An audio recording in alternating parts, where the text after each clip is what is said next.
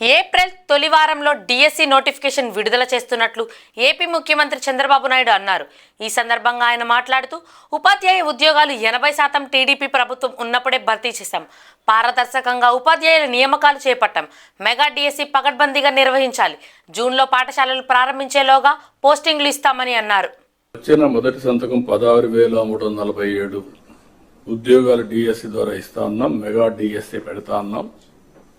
ఈ first week లో mega DSC notification issue చేస్తారు. ఏబిసిడి కేటగరైజేషన్ కూడా హామీ ఇచ్చాం, ఎన్నికల్లో చెప్పాం.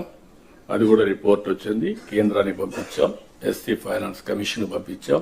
ఆ రిపోర్ట్ వస్తానే అది కూడా యాక్ట్ చేసి ముందుకెళ్తాం.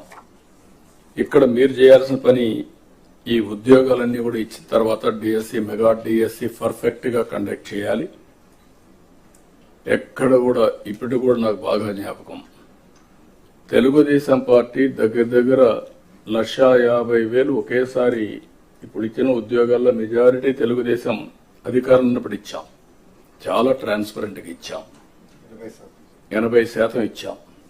ప్రజలు కూడా అది ఇప్పుడు కూడా గుర్తుపెట్టుకుంటున్నారు. మీ వల్ల మాకు ఉద్యోగం వచ్చింది, ఎక్కడ ఒక్క రూపాయి గాని ఒక చిన్న అవకతవక లేకుండా చేశారని చెప్పి ఇప్పుడు కూడా రిమైండ్ చేసే పరిస్థితి వచ్చారు. ఇక్కడ 0 tolerance. I'm telling all of you,